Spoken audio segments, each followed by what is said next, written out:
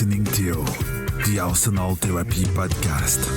Hello and welcome back to the Arsenal Therapy Podcast. My name is Farhan, also known as Gunner since '96, and as always, joining me here this evening is Adam Keys. Adam, are you ready?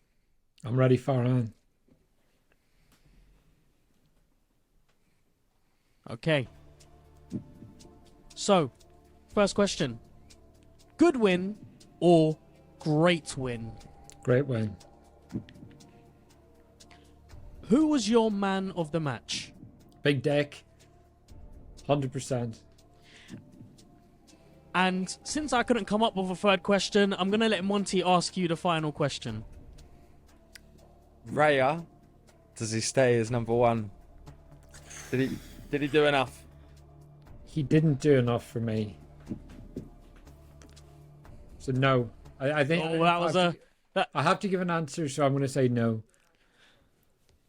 That was a bombshell of a final question and answer. For those of you, Like fire.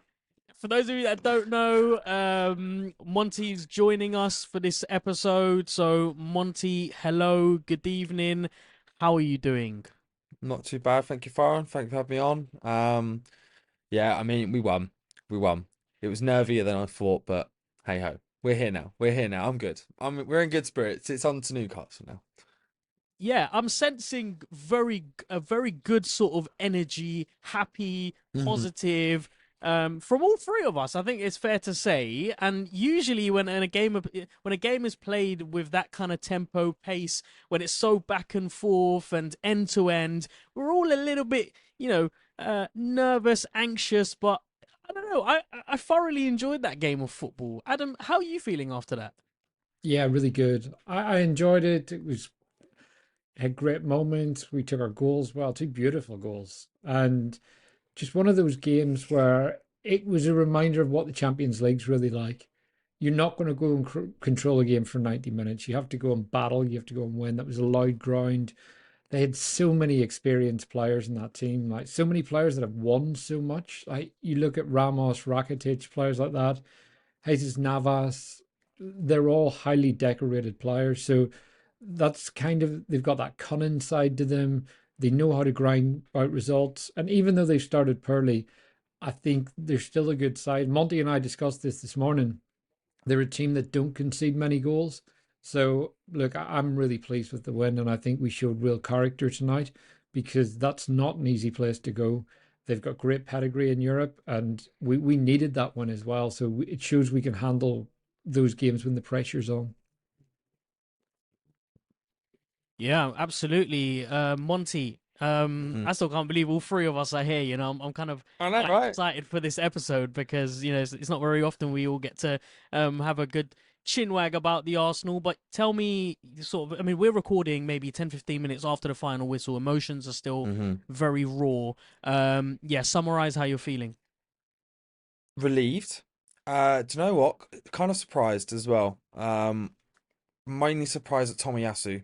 I thought he had a great shift today.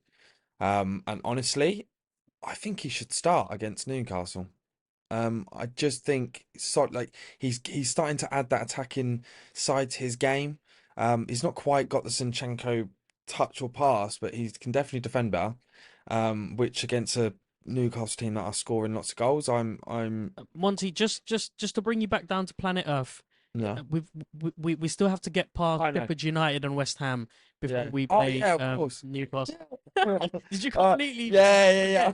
I completely just went hop, skip, jump, just automatically assume we're going to win those. Whoops. But yeah, no, 100%. I think Tomiyasu surprised me the most today. He was great. After the game, honestly, great as well. I mean, Saka he looked like he's fresh again.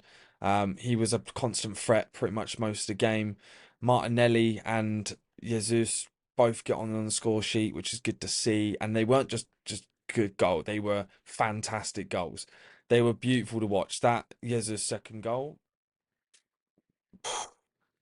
insane, crazy goal. So yeah, I'm in very good spirits. That was a professional performance, I'd say. There were moments where it could have very much gone against us, and we showed a lot of character and a lot of professionalism to get through it. especially against a team like Sevilla, who are very experienced in high pressure games in Europe. So yeah, not too bad. What about yourself? Yeah, good. As I said, very, very positive, optimistic. It's 3 points in the Champions League are huge, and actually, unlike the game when we played against Lens, this epitomized the competition. I was just speaking to you actually just before we pressed the record button, and I was saying how it felt like a game where both team valued the competition. It felt like a Champions League fixture, both team going at it, high tempo, high energy. Throughout the 90 minutes, I think there were very few moments in the game where it was flat. From the first minute, from the get go, it was almost like 100 miles an hour. Let's quickly gloss over the starting lineup before we talk about the game, though. Adam, we did have a quick chat about what we were expecting. I predicted that we would go quite strong and it would be quite similar to what Arteta would want to play week in, week out. Any surprises for you? No, I like the team. The only one for me was Thomas Partey. We obviously discussed it in our WhatsApp group before the game. That's a real concern. Arsenal have said it's muscular. There's rumors all over Twitter about other things, but either way, I think the one thing it does tell us is Thomas Partey can't be relied upon for Arsenal. And it's got to the point now you've got a player on something like 220 grand a week. How can we realistically have a player on that wage that can't be relied on to step out in the pitch when required? So that for me is a real concern. We've had, look, it's I think we have to because people question this and people say, oh, it's not the player's fault they get injured. No, it's not the player's fault they get injured. Injuries are part of the game, but we've had players that are so important to us over the years, the likes of RVP, Eduardo, Ramsey, Cazorla at the end of his time at the club, Diaby, those players that we built so much hope around every season, that every time they got injured, it cost us heavily. And thankfully, now that we've got Declan Rice, we haven't had that drop off with Partey being out. But I do think we missed him against Chelsea, and I do think he was a player that could have made an impact. And the reason he didn't come on is probably because of some kind of injury or fitness reasons. But that was the big surprise for me, hearing that going into the game. And I think it's just it's gotten to have that again. And last week, Monty, you said on the 15-minute show that he's a player that scares the hell out of you. Every time he goes down, it's just like, is he injured? What's happened? Every time he goes away on international duty, we're panicking about whether he'll come back fit. It's been a long time since we had a player like that, other than Partey. I guess Zinchenko's someone that you could slightly put in that category. But for me, it's just a case of after this season, I think we do have to move on with him. The wages are too big, the importance to the team's too high. And I think the reality is having a player of that stature at the club that picks up that many injuries, it's hard to kind of move past them because, I mean, there's only so much money, there's only so much space in the squad as well. So that for me was the shock. But other than that, I like the team. And when Partey wasn't playing, I was glad he went with Jorginho because I think he's the experienced head. And as everyone knows, I really like Jorginho. But I'm fully aware of his weaknesses as well. So, but yeah, I like the team. I wanted Tomiyasu to come in, and he was a baller tonight. Superb performance. Yeah, really, really positive and really happy to see Tomiyasu on the starting lineup actually, because he deserved it, after the performance he put in against Chelsea. One that may have raised a few eyebrows, Monty, would have been the reintroduction of our good friend David Raya. I for one have been calling for Ramsdale to be put back in the starting lineup for the last couple of weeks. I do feel like he's been unfairly treated. It does feel a little bit, of an unjustified sort of decision to just throw him to the side and put Raya in there. If we talk about the number of games that Arsenal are playing this season, you would expect Ramsdale to play a handful of those, even if it's the odd Champions League game. I know this was a big one, but in the back of the Chelsea performance, Man City as well as the game before that, I think a lot of fans were maybe hoping that this would be the moment that Ramsdale would come back into the starting lineup. What are your thoughts on that? Yeah, I definitely thought. Well, we spoke about it before. We mentioned it in when we was messaging each other. Raya he's had a shaky few games, but I feel like Arteta's just a bit too stubborn to let go, and I feel like I'm trying to remember who it was. Who was it that had a sort of a bad game and he played him again? Was it Tomiyasu a couple of seasons ago? They had a bad game. I think it was Tomiyasu against Liverpool, wasn't it? Or he had a bad game and then he played him again and then he started kicking on again. So you probably kind of track back to that. But personally, I did want to see Ramsdale. I just think that it's the mistakes. Now, I'm not saying we haven't got results under Raya. We have, but that's mainly to do with the team rather than him. He's given me more heart palpitations than I can remember. But I personally would have loved to have seen Aaron Ramsdale in today. I think after that performance, because I mean, he didn't really wasn't really tested today. And when he He was, tested himself at one point, yeah, didn't he? exactly. I was going to say, like, literally, that was, oh my God, I was watching that punch and I went, if this goes in, I'm going to lose it. I'm going to lose it. And then thank God it went over. I just think I think he's had enough time of a run in the team. I think now it's a chance for, even if I'm Arteta, I'll put Ramsdale in, and then if Ramsdale has an absolute stinker, we can all go, all right, fair play. But I just don't think he will. And maybe hey ho, maybe get Ramsdale in against Sheffield, his old team.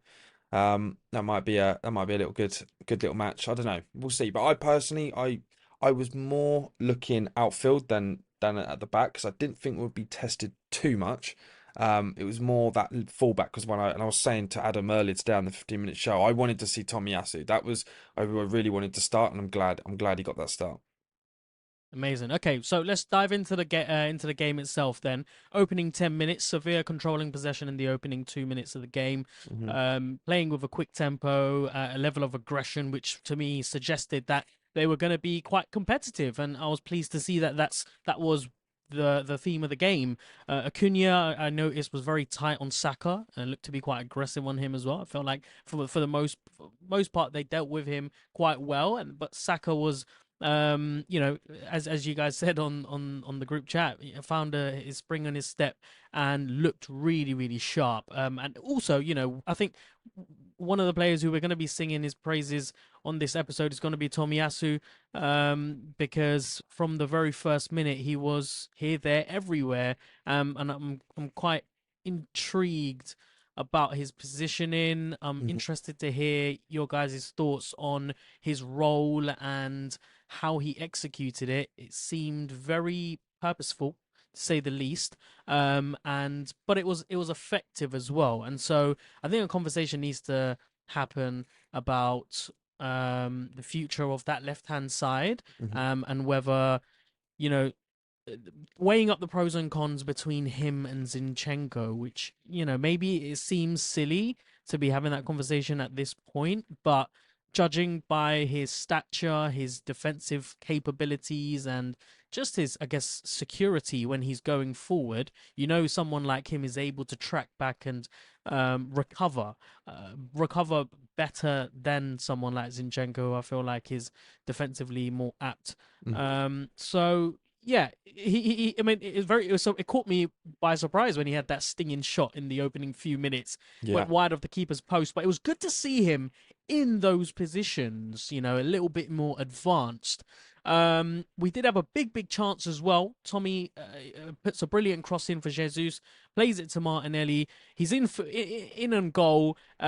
Keeper saves it, but that was a really really big chance for us. Adam, how did you feel like the first 10 minutes went for us?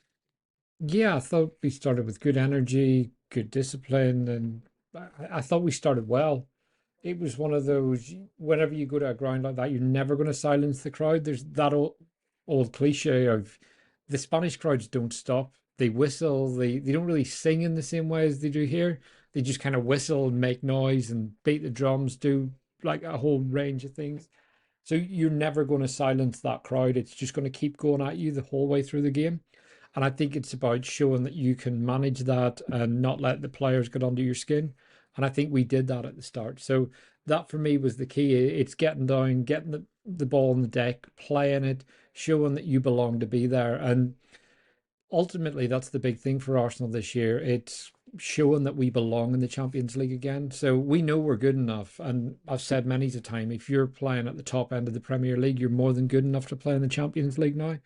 But I think for us, it's that kind of mental battle. We're here, it's a young team, and it's not a case of in kind of other sides where they've bought players with Champions League experience. A lot of our team don't have that experience. So if you look at the likes of, I'm not sure if Gabriel played in it for Lille, but he would have been very young when he was there. Reyes never played in it. Tomiyasu, Ben White, Rice, Saka, Martinelli, all those players going into the game. It's showing that they belong on that pitch. And yes, we've got the likes of Jorginho and Havertz who have won it, but there's a huge proportion of our team don't have that experience. And it was going out there, getting the ball down, moving it well. And what I really liked was I felt Saka looked just like he had a spring in his step for the first time. So he didn't look heavy-legged. He didn't have a spectacular game by any means, but he just looked that bit lighter today. He didn't look as heavy-legged. And yeah, I just really liked the way we started the game. And I felt it kind of was an indication of how the game was going to flow from the way we started it. But what about you guys? What do you think, Monty? Yeah, I mean, not too dissimilar from you guys, really. I think you both touched on things I've sort of spotted. I think one of the main ones was that off the bat we had the players seemed like they wanted to prove something, not only from sort of the loss against Lens, but also the sort of the disappointing performance against Chelsea. It felt like they had a bit of oomph about them. There was something that they were pissed off. Do you know what I mean? They had that in them. And like you could see that they were going 50-50 balls, are really going for it. They were, because Sevilla, when you were watching them, they were going into challenges hard. They were really, like you said, they were all over Saka. They were really challenging, but they were both equal to it. So that was good to see. Also as well, Farron, you touched on it as well. And Tomiyasu was great for the first 10 minutes. We saw him make those runs, but one who I just think is the most criminally underrated person on our entire team, Ben White. Ben White, again, this guy's football IQ is actually insane. So, although he didn't execute it properly, that was the only thing that let him down. I think it was like the 6th minute we had a free kick, and it was when Saka got basically bodied. Yes, I know what you mean. And he did it quick, and Tomiyasu did this perfect in run, like he was basically becoming our striker. He just came in, and Ben White bang just nails it, but he just hits it, he just overhits it. And the two synergies, I mean, like Zinchenko's never making that run. And it was very similar to run in the Man City game when not Zinchenko, Tomiyasu was running wide, and he was bombing it down, and then he had to come in and take the touch, and then it obviously, well, we know how that ended. But yeah, it was very similar. So I'm seeing a different side of Tomiyasu, which I really liked. But again, Ben White, this guy needs his praise. This guy needs his praise. I just don't. I feel like everyone knows he's good, but people don't really know how good he is. And I thought he was excellent. I thought he was amazing today. His IQ and his vision was spectacular. And as well, on top of that, I think Martinelli's electric pace. I mean, he almost scored in, what was it, the 12th minute? I think it was the 12th or 11th minute when he had that chance. Very unlucky. I mean, he could have done better. He should have probably just chipped it over the keeper, did the old cheeky Ozil flick. But no, it was unfortunate. But he looked good as well. He looked good coming straight back in. So no, it was good to see. The good 10 minutes. I think everyone was playing at the top of their game. You make a good point, Monty, when you say that they look like, they had something to prove to themselves first and foremost after one disappointing performance against Chelsea, the draw, coming off the back of the Man City win, albeit not being not being played the way that we're used to seeing us play, which is maybe it's a little bit unfair from me because it's a game against Man City, but I always expect Arsenal to play in a style which is befitting to the way that Arteta has coached them. And I feel like tonight, we saw that, especially with a certain Declan Rice, who I felt was absolutely magnificent. And from the very, again, first minute, you could just see the intent. Just looked really aggressive, very aggressive pressing off the ball, but also the movement on the ball and the advanced positioning that he was taking up was really good to see. Now, usually you would expect Rice to, I guess add that additional layer of defensive security, but rather his first intent as soon as we got the ball was go forward, get on the edge of the box, almost kind of replicate what Granit Xhaka did last season, just offer support. And because he's got so much quality on the ball, he's got a different dimension about him, as well as having the support in an element. He's also got the ability to strike it, to cross it, to do pretty much everything. So that was really nice to see. Jesus as well, going out on the left. For the first time, Adam, me and you made the point that we missed that against Chelsea. The interchanging front three finally was happening, and it worked because we got 2 goals. The second goal definitely came from that left hand side. Even the first goal, Martinelli running in behind. But yeah, let's have a quick chat about Gabriel Jesus. He went off injured in the second half. Worrying signs as he was clutching his hamstring. We're yet to find out more details, or I'm yet to anyway. I don't know whether anything's been leaked online. Yeah. But yeah, Adam, Jesus' performance today in the Champions League, 3-3, joint highest top scorer in the competition alongside Jude Bellingham.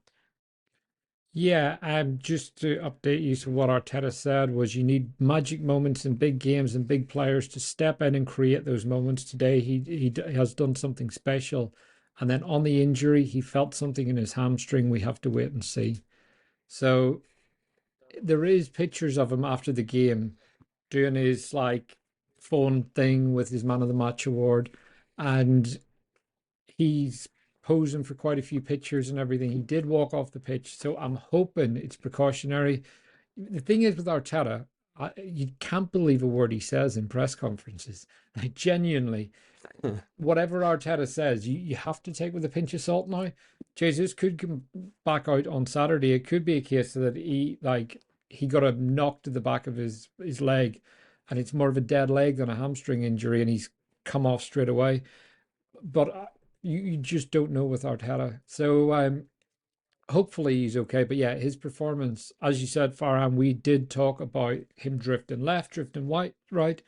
That was something that we hadn't seen a lot of against Chelsea, and I thought he was back at it tonight. It really gave that space for Martinelli, and I thought the two of them just gelled really well. That chemistry that we saw at the beginning of the last season was back. There's just a bit of flair to his game. There's a bit of flair to Martinelli's game, and the two of them were just causing problems. The way it was the kind of game that suits both of them, where the ball is a bit frantic. And we've talked before about Martinelli never really looks completely in control, but somehow is in complete control. And those moments where the ball is bouncing around, it suits him. And Jesus is very similar to that. It's like the ball's getting away from him, but he always seems to kind of have his toe on the ball at the same time. It's a very weird, unusual thing. And I guess it's that kind of street football that they talk about in South America that you don't quite see. It's so stressful to defend it. Yeah. It must be so stressful. Do you know what I mean? Because you're like, where is it going? You don't want to put a foot in. You put a foot in, you bring them down. It's like, or you bring a foot in, they just poke it past you and they're away. So all those things, it causes chaos with defenders. And I felt that they were doing that. And whenever we got close to the boxes, we were causing problems. But the issue throughout the first half was our final ball. We just just couldn't seem to get that final ball, play someone in, and just really make the difference. And there was a couple of times Rice got down the left at one point, and he cut it back when Saka was in space. And it was just moments like that throughout the first half where we just didn't take advantage and we just couldn't get that final ball played through. But Jesus, I just thought he was fantastic. The goal itself, that just a big hoof out from Saliba, and then the control and that Cruyff turn, it takes 2 players completely out of the game. It was like Busquets does, except it was in an attacking position, and Martinelli just galloping through as well. It was like Villa last year, and look, that's perfect time to score right before half time. In a ground like that, away from home, you get that energy going back into the dressing room. And I thought Gabriel Jesus was the player to give it to us. So we needed big characters on a night like this, and he is one of the few with that real Champions League pedigree. So as you say, Farhan, 3-3, he's doing all right. He's not doing too bad at all in the Champions League. Yeah, let's stay grounded, shall we? Monty, another player who we're gonna have a chat about, and I want to hear from both of you on him, is Tomiyasu. Keep going back to him, but of course, leading that left-hand side really, and I was really intrigued watching him because it wasn't a typical Tomiyasu type of performance. He looked like he was following very specific instructions, playing in more advanced areas, inverting into midfield, but whilst playing as a left a fullback, an inverted fullback, he was also, it looked like to be playing a six role as well, replicating what Xhaka did last season, providing Martinelli with the support, which again me and Adam spoke about last week. One of the reasons why Martinelli looked so tame was because he was missing that support, and seemingly got that tonight. So talk to me about Tomiyasu's role, what Arteta would have wanted from him, and do you think these were specific instructions given to him, or was it just Tomiyasu growing and just, getting better and getting used to that left-hand side? Because I think it's safe to say now it's probably one of his primary positions. Yeah, no, 100%. I definitely think Arteta's given him instructions, but I think what you're seeing now is confidence in those instructions within Tomiyasu. And I mean, you got to think when we bought him, he was a centre back who got converted to a right back. Now he's playing left back in inverted role. So he's had a all lot to go. And when he plays for Japan, he plays at centre back and he's amazing. So he's completely, I say, revolutionising. He's sort of growing. He's developing. It's like what Ben White when he came in as centre back, but he asked to become a full back. He wanted to take on those roles. But with Tomiyasu, you're just seeing the confidence now. It's his role is, although people confuse it, make it complex, it's actually extremely simple. It's all his job is to do is to, one, depending on how the opposition move, tells you what type of defending they're doing. They're either doing man marking or they're zonal. It's as simple as that. If he's being tracked, that's man marking. If he's not and they're dropping back, then it's zonal. That means he keeps the ball and he can be the extra man in the middle. And then if it is man marking, it gets drawn across, then that frees up the straight ball all the way to Martinelli on the wing, and then he can come up and step. So all he is there for is basically to create the extra man in the pitch for them to exploit that weakness and become a pivot. So, and like you said, but he was doing that six role. So when he was coming into that role, Rice was able to step forward and go forward with confidence, and Jorginho as well. And then Ødegaard was kind of moving as a second striker alongside Jesus in a four. So it gave him us a lot more opportunities going forward. But just like Adam said as well, I think today we lacked a lot of that final third ball, and I think everyone was to blame for that. It wasn't just like Ødegaard. Ødegaard had a bad game, but I that's another decision. I think Jorginho and Ødegaard just can't work in the same midfield together. I just don't think they balance well. Good players on their own right, but I think together they just don't. Right, and I was talking to Adam sort of the other day about this. It's the thing with Jorginho, he can't turn a guy on a half turn. Whereas if you ever watch when Partey and Rice at the start of the season were playing with Ødegaard, you'd watch Partey or Rice, they'd turn their man, or you'd see how they'll turn a man and then they would pass it to Ødegaard, who's ran into space because he's turned his man. Whereas Jorginho, he would take it on the back, he'll then pass it back to the centre back or pass it left, pass it right, and then by that time Ødegaard's already been marked. So he was kind of he's kind of forced to make decisions, but that's another conversation. But I think across the board we're lacking in that final third, and it was those moments like you said, Farhan. It's Jesus coming in with that quality and that sort of that just experience in these sort of moments to be able to give that to the team. And Adam was saying as well, just coming in before the half, best time to do it, and that was across the board. It was energy across the board. It was the likes, the newbies, like, well, not saying newbies, but people coming in like Tomiyasu, proving himself, constantly giving Martinelli the confidence to go forward because he knows he's going to be there for the track back, and that allowed us to go forward. Whereas with Zinchenko, I think there's maybe not necessarily doubt, but Martinelli in the back of his head knows, because Zinchenko's so aggressive when he goes forward, he knows he can't be as aggressive because if they get through on a counter, it's open. So there was a lot to look for there. But overall, I think Tomiyasu was excellent today, and he's growing in confidence in that role, and you can clearly see it. and I don't see why he shouldn't be our starting left back going forward at the moment. Yeah, well, Adam, one of the give me things your with thoughts on his. sorry, Yeah, just I was on just going the to introduce you by labeling our expert stat man or tactical analysis person. no, I agree with Monty what he's saying about Martinelli with Zinchenko and Tomiyasu. One of the things I think with Martinelli going forward is Zinchenko inverts so much that it can really isolate Martinelli as well. So whenever he goes at a man, if that man really stands him up, and you've got him literally saying, right, you have to beat me, right, you're not going to drag me out of position, and you've got Zinchenko right in the middle of the park. Tomiyasu was inverting a bit, and the same against Chelsea, he inverted a bit, but he was providing that support. So it is that if you need to pull it back, you've got him. Whereas whenever we were playing against Chelsea and Zinchenko was on the pitch, Martinelli has to pull the ball back and look for Declan Rice if he's playing it, or Havertz if he's in that position. It's a completely different ask, and it gives you so much more to do as a winger. So I think I agree. I think Tomiyasu's form has earned him the right to start, and it's not just a case of he's a more solid defensive player. I think all round what he's given us right now, he's earned the right to play. And that's how I like a player coming into the team, not because someone's done badly, but because you've literally gone on that pitch and said, Arteta, you have to pick me. And I think that's what Tomiyasu's done this season. And I really love to see it. I feel like we've got 2021 Tomiyasu back again when he was just rock solid.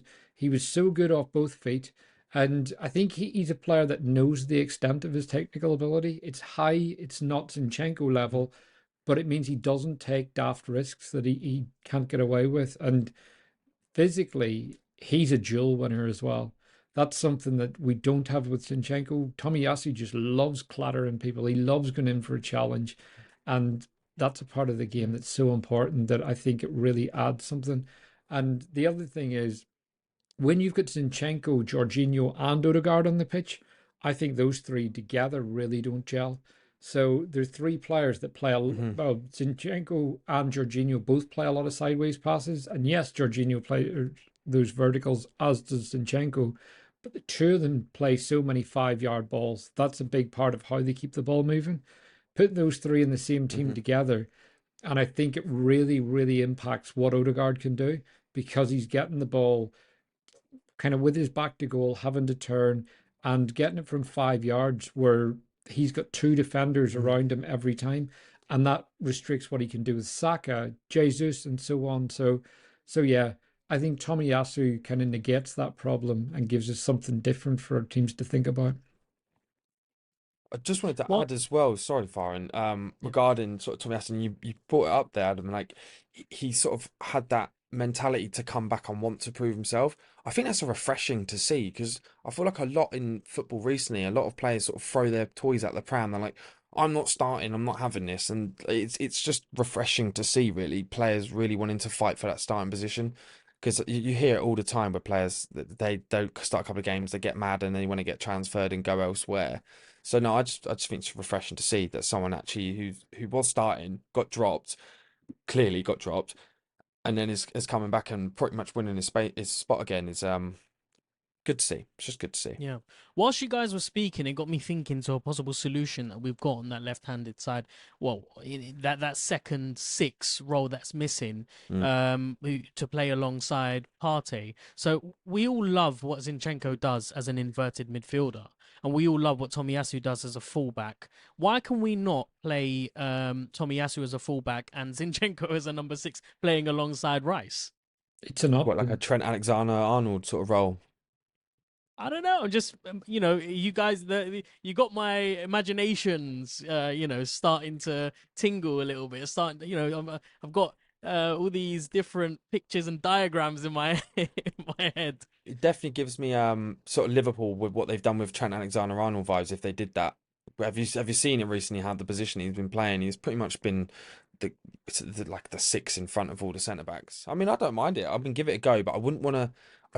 I wouldn't want to find out the experiment during a Premier League game. Hmm. Do you know what I mean? Like if there was like an FA Cup. I mean, we've got West Ham in the cup coming up. still going to be a tricky game. That's at the London Stadium. You don't really want to risk it there. We've got Sheffield United in the league. Again, you can't take the lead for granted. When do you try it? When would The you? only thing It's is, your idea. When would you try it? he does play there for Ukraine, so it's Mm. not a complete Yeah, I was going to experiment. hand this back to you, Adam, because, like I said, you're our expert tactical analysis guy. So break it down for us. How does this Uh, work? I mean, look, I think Zinchenko started out as a 10, so I think he can operate further forward. If you've got Rice in there, I think having Zinchenko further up the Mm. pitch, you could do a job. Honestly, for me, Declan Rice can just do everything across that zone. You can have him just sweeping up, and you tell him, we don't want you to be as aggressive. We don't want you to make those runs forward as much. Just stay in this area, and he'll do exactly what you ask him to do, and he'll excel at it. But yeah, I think Sheffield United is a game that you could get away with it. To be honest, it's less of an experiment than playing Havertz as a left eight. So, and I would probably have more confidence than playing Fabio Vieira there at the minute because I don't know what's going on with him. He had a couple of good games, looked to be getting his way back into the team. Now looks like he's out of contention again. So he is a player that we do have to have conversations about because he was a 35 million pound player that should have really been the kind of longer term, short term even replacement for Granit Xhaka. Instead, he's a player that can barely get in the squad at the minute. So it's like for me, Zinchenko could play that role. You know how good he is with both feet. He's got the ability to slide a pass in. The only thing I do question is how creative is Zinchenko really? Like he can split the lines in the middle of the park, but can he do that with a low block? I I don't know.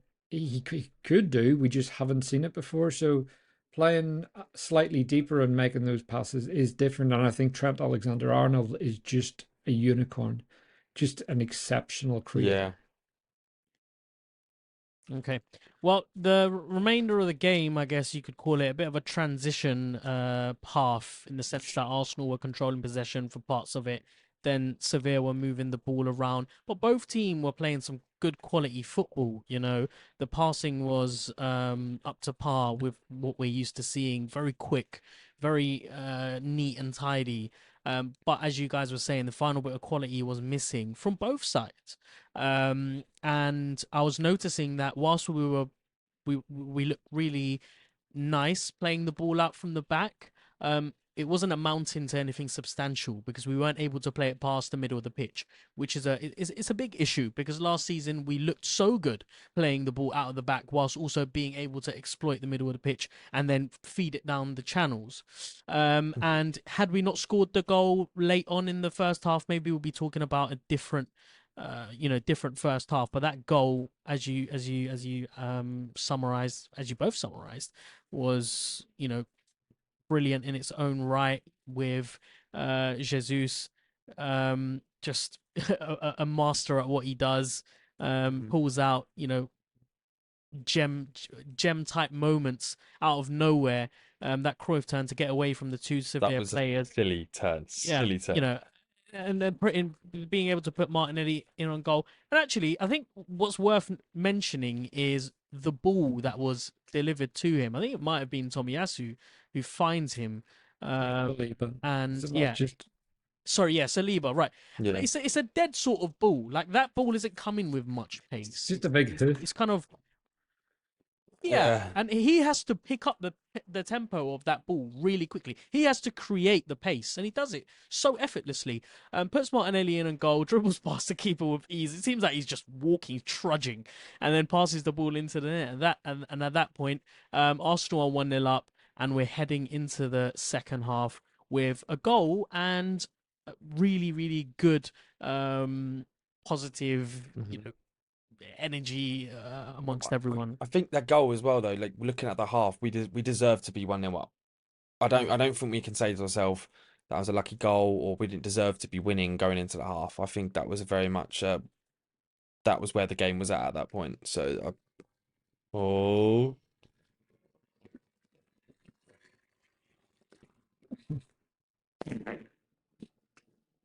That sound can only mean one thing. We've arrived at the halfway point of the show where I'll be taking you guys into the second part. But before we do that, just a quick summary, a one-word summary of that first half. Monty, I'll start off with you. If you had to summarize that half in one word. Oh, I'm gonna say composed. Nice. Adam? Disciplined. Okay. And I'm going to go for good. Just good. You So, word the second half. Always. The second half. I feel like this game was split into two halves. The first half was a bit of a warm up. The second half was all out. Everyone going gung ho almost. Great start to the second half. Arsenal on the offensive. Great passing, particularly down the right hand side of Saka, Odegaard, and Rice. And there were a number of chances before that second goal. Jesus, there's a chance where Jesus chases loose ball in the Sevilla box, tries to lob the keeper, comes off to Odegaard, a rebounded effort, which he really should have done better with, but it goes over the bar. Another move from Arsenal with a lovely ball from Raya into Tommy, plays the long ball into Martinelli, who shoulders the ball down, with such calm, composed sort of, Martinelli-esque style, lays it off to Jesus, replicates that same Cruyff turn that he did at the end of the first half, but it doesn't amount to anything. But you could tell, in the first opening 6 or 7 minutes that we were building, and we were building really quickly, and that was really refreshing to see because I've missed seeing that from Arsenal. It seems like, or up until this point anyway, up until the Sevilla game, it seemed like Arsenal had adapted this new approach of easing themselves into games as opposed to just going in and trying to get the second goal as quickly as possible. So Adam, talk me through this second goal because it came from absolutely nothing. We were building slowly, but you could tell something was going to happen, and who better to score than Gabriel Jesus? Yeah, just beautiful, beautiful goal. One of those, you're right, it didn't really come from anywhere. The worst thing is, I'd rang me dad, chatting to him. He had just got in from work and he was looking for catch up on the first half. And my game had it because I was watching it through the app on my Sky, had a bit of a delay. My dad's like, yes, get in. And I'm sitting there and there's still this slow build up going on. So yeah, it took about a minute for mine to catch up and actually see the ball fly into the top corner, which completely kills any momentum and any kind of joy you have. Obviously, you're buzzing when it goes in, but it really ruins the moment whenever that happens. It's like if you get a notification on your phone right before we score, and but yeah, look, it was one of those great from Jesus. It's another example of what we said about him drifting out to the left, getting the ball, coming into the box, really nice feet, and then just that touch, just push it out in front of his man and bend it round everyone. He just caught it so nicely, and like the keeper's nowhere near it. It was one of those, and it came at the perfect time of the game as well. It was not long after we had that terrible miss that Odegaard put over the bar, and we just needed that goal to really, really settle the nerves. And I think when you go 1-0 up on the ground like that, you do need a moment like that. And it's what we've been bad at this season is taking that next step and going out and getting that goal, killing the game. And what we really need is to be able to go on and get that third goal now. But it was nice to see that it didn't take us long in the second half in a tough game to go out and really take advantage and punish a team. So just a brilliant moment of magic from Jesus. And after the kind of the real silky play of the first goal with his assist, it was just great to see him match that kind of pure Brazilian magic with a finish like that. It was just incredible. And 3 goals in 3. Yeah. What more can we ask right now from him? Yeah. And an assist as well. Mm. Can't go wrong. Nah, Yeah. Jesus was quality. And I think you touched on it as well, Adam. It's not just the way that Jesus today, he just doesn't just drift left. He does this thing that only top players do, and he'll just stand still. He'll drift, but he'll just stand still, and it basically keeps the centre back. They're like, what the? Do you know what I mean? They're constantly like, what's he doing? And he's just scanning. He's just watching, and he'll slowly draw them out until he, and then he'll just dart in. He'll dart in. He'll basically separate the two centre backs, make them go wider, and it will leave that open space for Ødegaard to run straight up the middle. Saka can cut in. He can cut in himself. He's so good at doing it. Just honestly watch him sometimes when he goes off the ball, and he'll just stop. He'll just stop about a couple of yards away from a centre back, and he'll just slowly just step out, and then he'll like do a little fake run just to keep them honest. He was class today. That was no short of a world class performance for me today from Jesus. Yeah, one of the things with Yeah, standing and still, Thierry Henry did it better than anyone. Used to see Henry out in the line, hands on his hips, just watching. Next minute, bang in behind, and he was the master at that. Like he did it better than he was. Kind of the one that introduced that as well, with just drifting white, standing still. And Jesus obviously doesn't have his killer qualities, but look, he's got a lot of traits that Thierry Henry did have in his game in terms of how he dribbles. If he could just have that finishing ability and ball striking, Yeah. he would be incredible. The way I put it was just he knew where the areas were, and he knew how to push the pain points. He knew how to do it. That was the difference for him today. He was we've seen him before, not maybe get into the right spaces a few times, but yeah, he nailed it today. It was a great performance. I just feel like he just enjoyed himself, you know. He was expressing himself, and Jesus only you get the best of him when he's having a good time, when he's out in the park, you know. And these are the competitions where I think when it comes to South American players, because of where they come from, and especially his story, these are the moments that they live for. So it's really difficult for someone like him to get himself pumped up for an away game to Burnley. But when it comes to the Champions League, you can see it in his eyes, the twinkle. You can see the ferociousness when he chases a ball down, the facial expressions that gives it away. This competition is different. It means something different to every player, but for every player, it's incredibly special. And you know, you want to take advantage of every moment you have on the pitch when you're playing in the Champions League. So look, we're 2-0 up. Declan Rice with an assist as well, being there in the right place, leading the pack.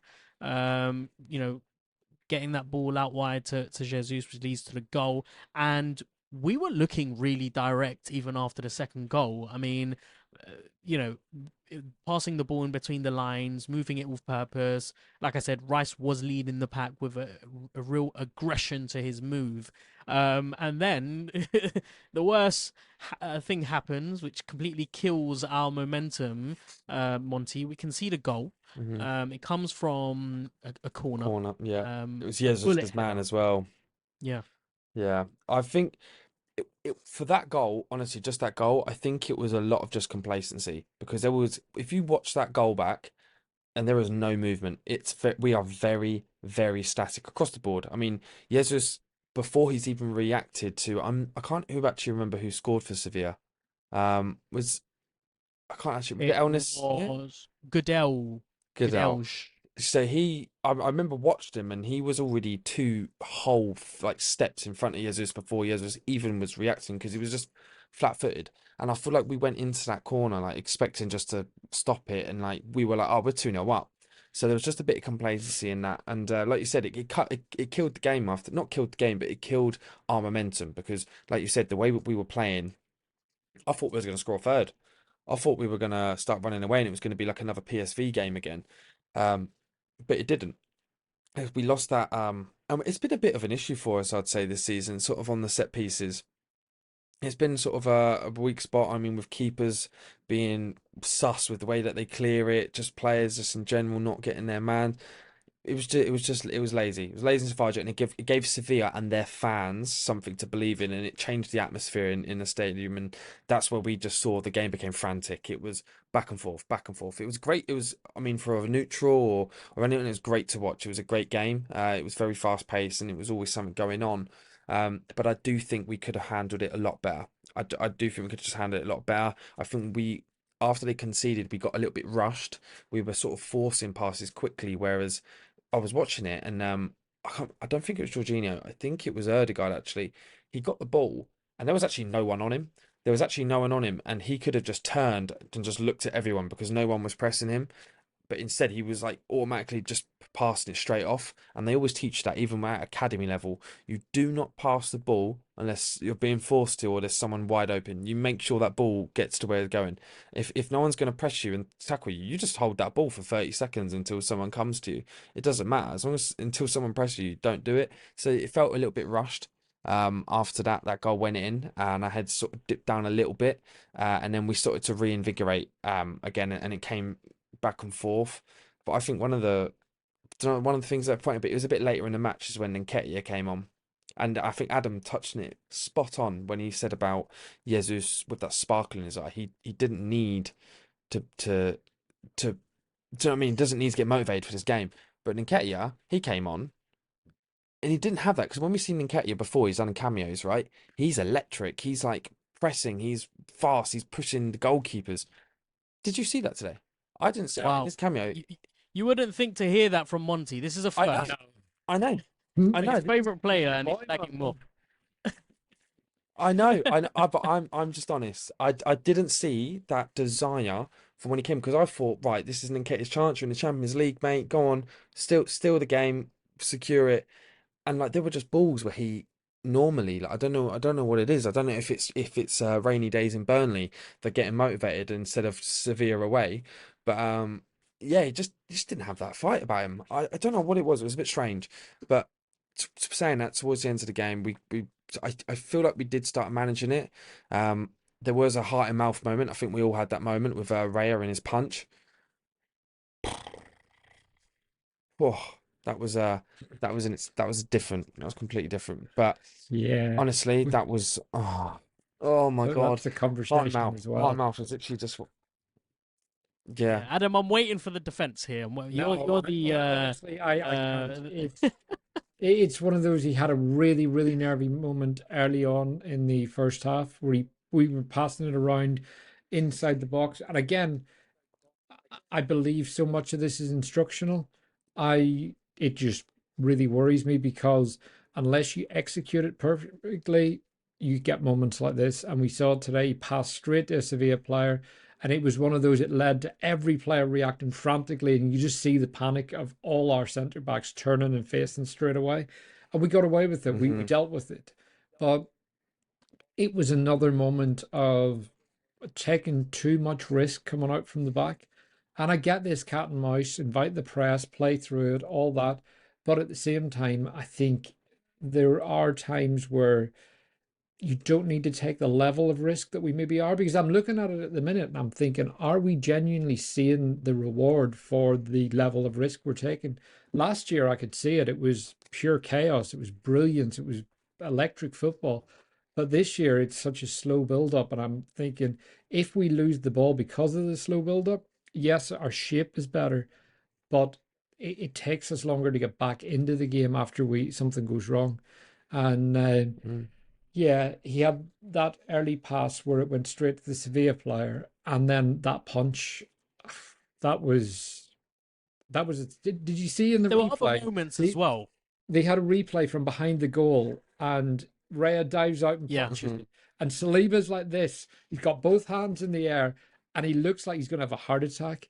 His face is just like, there's just pure panic in his face as that ball slowly comes down and like just lands over the bar. But it was one of those, you don't dive out like that. You don't try and punch the ball like that. If you do, you get two like strong fists to get that ball away aggressively.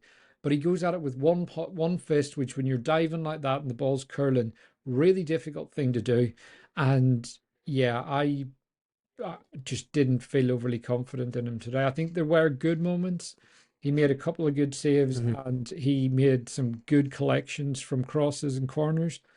But at the same time, I'm looking at that and thinking, right, you've got those errors. This is what, third or fourth game where we've seen this in a row. And we've dropped a keeper who, like, let's not gloss over Ramsdale's mistakes. He made plenty. But I just feel like at the minute, Raya's adding more risk to the game than Ramsdale is. And I don't feel as secure with him in the goal. So the big thing for me is I don't think we needed this problem. And I think it's created a circus around two goalkeepers.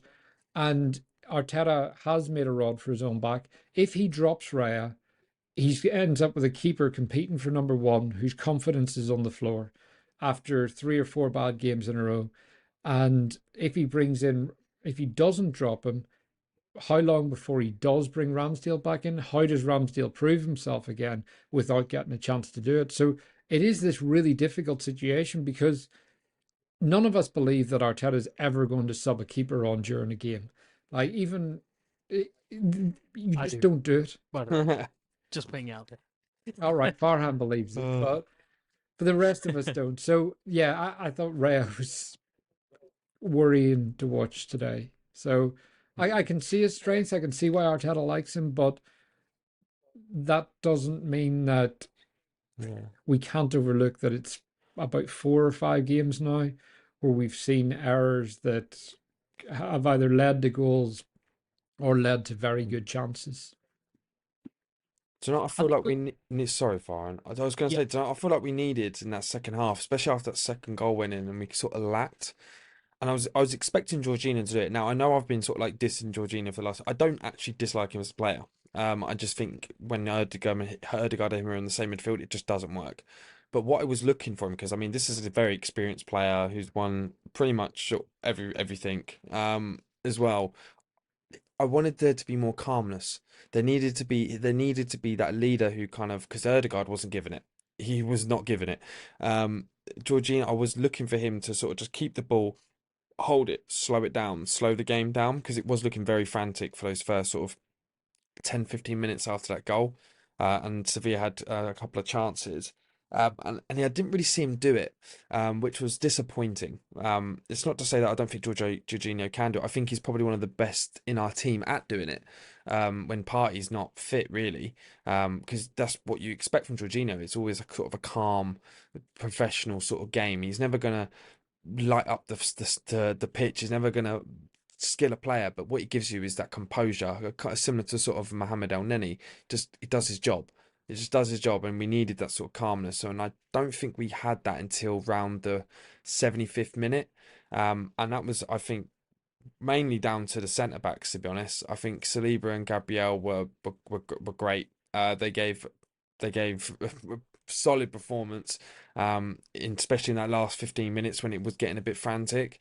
They were defended well under pressure, and I think like the team as a whole, they started to understand their situation a lot better in terms of team management. They were managing the game properly. They were burning the clock right. They were knowing when and when not to like just get. They were knowing like when to just get on with it because the momentum was with us, or they knew when the momentum was against us. They needed to slow the game down. So that was good to see. That's what you get from an experienced team. And I think I can't remember who. One of you said it, but it's about that this team haven't played in the Champions League before. They've not really had those minutes. So for them to start picking up on those traits, because let's look at it now. If we look at all the teams that have won Champions Leagues in the past, they've won it on game management. They've purely won it on game management and rising to the occasion. They don't crash under pressure, and when they are in front, they shut the game off. And I feel like we've been a victim to it in the past, where we haven't shut off games properly. I mean, the Fulham game, for instance, is one that comes to my mind.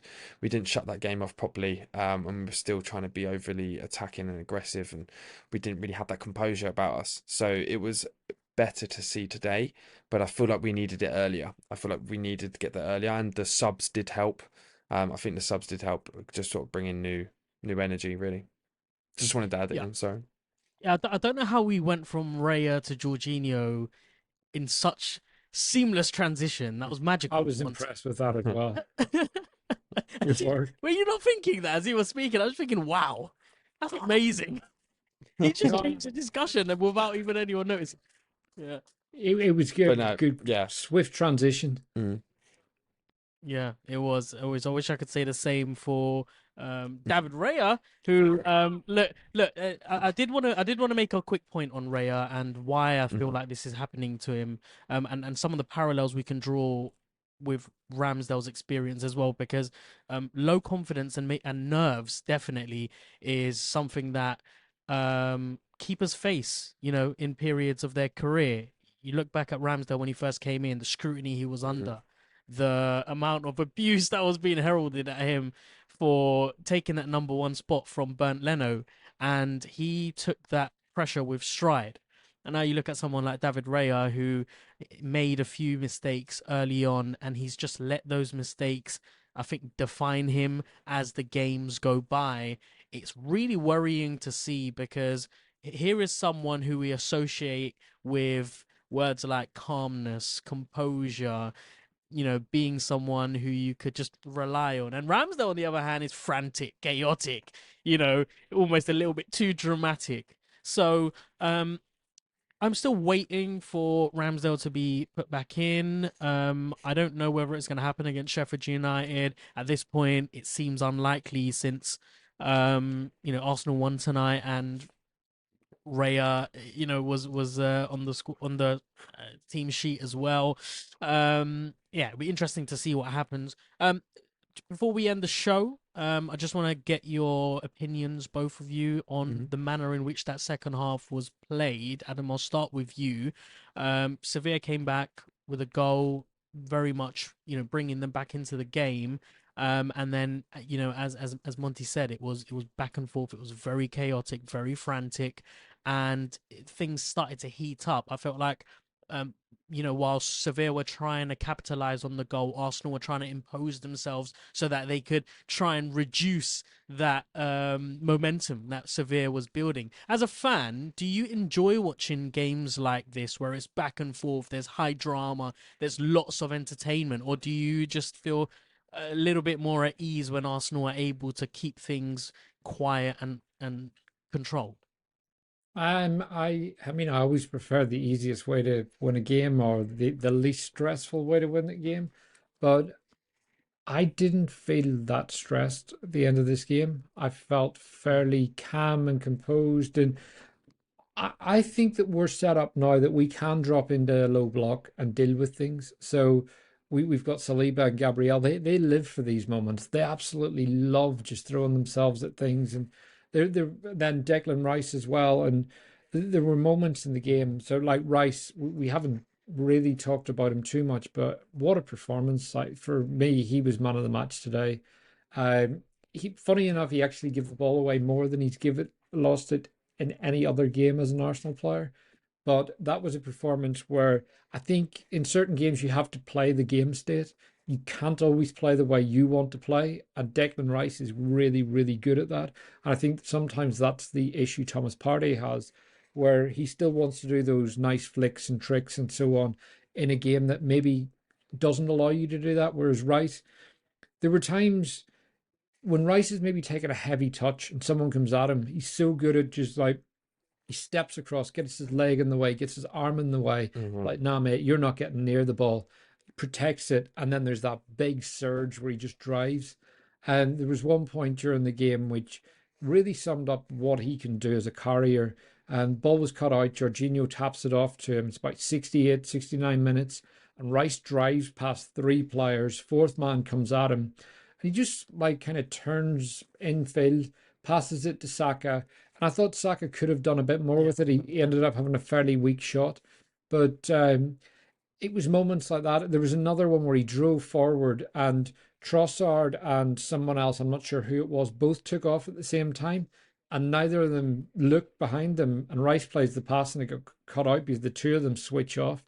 But moments like that in the game, I felt Declan Rice he had the cape on again. It was West Ham Declan Rice. And look, 100 million for him is looking like just cheap every day. We took the piss out of West Ham fans in the summer whenever they were saying he was worth 150 and they were saying pay 120 or like don't buy him, whatever.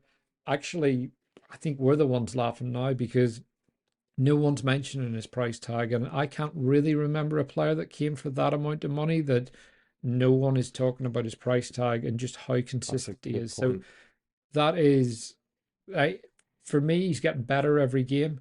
And I think whenever we see Thomas Partey or an actual left eight in the team, we're going to see a whole other level of Declan Rice, because he's not going to have to do the job of the left-sided midfielder and the six. Because right now, I think he's being asked to do a bit too much. But look, that game, seeing it out, the kind of chaos, that trio of him, Saliba, and Gabriel, those three are made for this kind of occasion, and I think they're the kind of players that we've always lacked in these games in the past. And we saw today again, Saliba, how easily he deals with things, even just how he can drop the shoulder. Centre backs don't normally do that. You see Ramos's passing ability at the other end, still phenomenal at what, 50 years old, whatever he is now. And but like, he's still a top player, Ramos, and his passing ability. He was one of the original, just ball playing centre backs. And Saliba's got everything he does, but he's far bigger than him. For a player of Saliba's stature to be able to drop the shoulder and play such cute passes and just be aware of where everyone is, I think that's what really helps us see games out as well, because he can give us that calmness. But all in all, like, the second half was one of those where I felt it was a really good performance, disciplined, and honestly, to Monty's point, I was really disappointed with Nketiah when he came on. I felt that Jesus coming off really took something away. However, just an update on that, Jesus has said that he's got a scan tomorrow. He's done some tests and he thinks it's nothing. So he thinks he's going to be okay. So Nice. some good news there. But we look, we saw it out well. I thought everyone was good without getting carried away. I thought the other player to add into that trio is Tomiyasu. Just fantastic, winning duels, both early ground duels, even just the way he was covering space, cutting those passing lanes out, and those things off the ball. Because there was a couple of times where Nketiah didn't press, and if he stepped forward, he cuts out a passing lane. He may not win the ball, but it forces a player to change their mind because a pass isn't on. And instead he was walking, and it's like, mate, you've got 15 minutes to show yourself here. Havertz has done it in the last 2 games. He's really earned his place.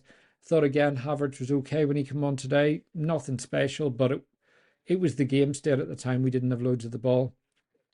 That was the time for Eddie to come on, really run, really work hard, close players down, and just when we were in their half, really make your moment count. And I felt he didn't do it. He looked half a yard off again, and he looked sluggish and tired, which I'm really disappointed to see. But look, aside from that, I felt the subs did well, and overall, it was just a really mature, disciplined performance, and one of those that a year ago, 2 years ago, we wouldn't have won that game. We would have bottled it. Yeah, look, Yeah. we're top of our group. We're looking good, and we've got 2 more home games and a trip to Eindhoven. Is that right? Sevilla at home next, isn't it? Yeah, so the 3 Then- remaining games Then Lens at home right. We've got Lens, Sevilla at home, and a trip to Eindhoven. in December, I think. December 12th, I Fine, think it is. no worries. Okay, so what about you, Monty? Very quickly, Yeah. what kind of a second half do you tend to enjoy more? The one that we witnessed, or one or the latter version of it? Do you know what? I love a good frantic game as long as we're winning. I don't mind it being back and forth. I don't mind it being heart and mouth stuff. Again, as long as we're winning. But I also love just a stout professional performance where you slap a team 4-0. I'm gonna go with I love a 4-0 because it's just class. But I mean, that's why we love football. We love the unpredictability of it. If it gets boring if you keep winning 4-0 every time. It's like if you're playing career mode and you just keep slapping the teams and you're difficult, you don't get good harder. You're like, I'm bored now. Yeah, Literally. So And it begs to differ. so cocky. I imagine Exactly. that's right into You need- work you need every to get day, like football. an absolute baller because you'd won 4-0 again. Conor would be McGregor. bored. Conor McGregor. Literally. I think the second half was it was also a good game as well. Like, I mean, I already spoke about it, sort of that there was uncomposure. The way I would describe it is like a car, right? Saliba and Gabriel were like our wheels. They kept us grounded. They kept us there. Jesus was the what would you call it? That was the plastic. It made it look nice. It made the car. Stick. Oh, what do you Can't call compare it? Jesus to No, plastic. no, no, no. But what's it called? What do you call it? What You do you call him call? the rims, or you call Not him the the rims, not the badge. rims. Now, what's like the thing that you have? Like, what kind of thing? Not the chassis. What's the thing that covers the chassis? The Fairings, like wrap. the fairings. So, like on a motorbike, you call them fairings. It's like the plastic that goes around it and that makes it look nice. That was Jesus today. It was quality, but Rice, and I'd agree with Adam. Rice for me was I'd say man of the match, especially that second half. It was just unrivaled. It was just unbelievable, and the way he could step in and just. I've not seen Rice really make a wayward tackle. Have you? His tackles are just so clinical. Every time he just knows when to go. But do you know who he reminds me of, right? He's a mixture. He's got the strength and the steadfastness of like a Patrick Vieira, and he's not afraid to get in your face. But he has the trickiness and the sort of ghost-like effect of Gilberto Silva, where he just comes out of nowhere and goes, "I love that." Like you Yeah. think you got that ball? No, you haven't. Like he just goes, and I've got that. But he will just stand there and he'll be strong as well. Like you got to think, people think Declan Rice is quite short. I'm pretty sure he's like 6'3", 6'4", is he not? 6'1". Oh, he's a giant. He's Six he's one huge. built. So like, yeah, Mm. like he's a unit and he has the presence as well. And he was relentless the whole time. So no, it was a good game. And like Adam said, I didn't come out of it feeling is good, it was a good game. Wasn't too worried throughout the game really. And I'm just looking forward to the next one now. And the one thing I would say actually is our bench. It worked the right decisions, the right subs, and it's stacked for Mm. once. So we actually have a proper depth in our thing. I don't think we lost any quality bar Nketiah. I think Nketiah just had a bad day. I don't know what was in his breakfast this morning, but like he just wasn't up for it. But we didn't really lose any quality. We didn't. Do you know what I mean? It's not like we're bringing on like 2-3 years ago, where we're bringing on people who just simply aren't good enough. We're actually bringing players who can very much step in for that first role. So it's good to see. It's good to see. Yeah. All right, good And it was stuff. nice So, to see Cedric finally on the bench. arrived. Oh, Cedric got involved in all the you had to celebration. put it in there, didn't you? Yeah. Love that. I did see a familiar face actually. I was thinking, who's that? Very uncanny looking He was figure. straight on there. Yeah. Bless him. I'm sure Arteta will give him a few minutes in the Champions League. Last game of the group stages, he'll be on final few minutes. We got Cool, to think good that guy. stuff. The guy's been in the final of the Euros and won it. Yeah. Well, every team needs a mascot, doesn't it? So, okay, so it's time for good, bad. Since there's three of us, I'm going to assign one moment to each of you. So, Adam, I'll start you off. Can you give me your good moment of the game? Jesus' turn and pass. Which one? There was two. There was one at the end of the first half, and then there was the second one that he The assist replicated. for Martinelli. That turn, the way he takes two players out, just sublime. Bellissimo. Oh no, that's not how you say it in Spanish, is it? How do you say it in Spanish? It's Hermosa? No, not Hermosa. Never mind. Okay. I did One see thing, it was give me French your commentary, and it was "Oh la la." yeah. So magnifique. Monty, give me your good moment. Good moment. Yeah. Do you know what? I don't want to be basic, but Jesus' goal, that second goal, I literally just stood up and went. I just literally Yeah. profanities. I was he was taking a mick with that goal. That was a class finish. That was a very good finish, and it was just the build up to it. So that was my good moment. That was indeed a very good moment. He just unleashes on that ball, doesn't he? Mhm. And I'll give you my bad moment. I'll be the bearer of bad news and say that David Raya, not good enough, unfortunately. Just a few dodgy moments for me, but I don't want to, talk about that too much. Let's end on a positive. Arsenal 2, Sevilla 1. We beat them away. I think there was a stat going around that we hadn't won our last 5 in Spain in European competitions. I'm not sure how accurate that was, but anyway, we've made it at the end of the show. Unfortunately, it's time for us to say goodbye. I do want to say a massive thank you to everyone who's listened up until this point. Thank you very, very much. If you did enjoy this episode, please do give us a 5-star review on Apple Podcasts and Spotify. Let us know what you thought of the show by reaching out to us on Twitter. You can find us over there at Arsenal Therapy. You can also find Adam over there at AdamKeys_, and you can find Monty over there at Monty_official_. And you can find me over there at Gunner Since 96. As always, we will be back next week to give you your usual weekly dose of Arsenal Therapy. If you can't wait until then, make sure to head over to the Arsenal Therapy YouTube channel for both the 15-minute show and also the Arsenal Therapy preview show as well, where we'll be looking ahead to our next game against Sheffield United, breaking down our opponents and talking about that fixture in a lot more detail.